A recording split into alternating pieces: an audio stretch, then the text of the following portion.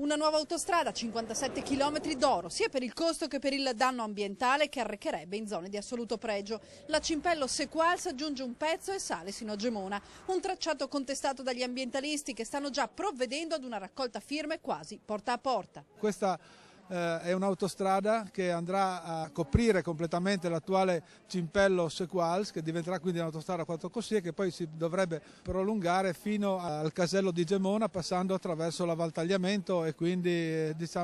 rovinando definitivamente una zona che per noi è fondamentale. Un progetto già in essere che sarà presentato a breve in Regione e c'è già anche un vincitore per il Project Financing, 57 km con una media prevista di 23.000 passaggi giornalieri nel 2015 che saliranno a 53.000 nel 2050, il tutto all'interno di una rete viaria che collegherà il Friuli al Veneto e alla nuova Pedemontana Veneta sfociando sull'autostrada che porta in Lombardia. Si integra all'interno di un progetto più ampio che collega appunto e che prevede appunto il collegamento alla Pedemontana Veneta, dove si può correre più di 110 km all'ora con un pedaggio triplo rispetto a un'autostrada normale e che determina praticamente un maggior tempo di percorrenza da Gemona fino a Montecchio.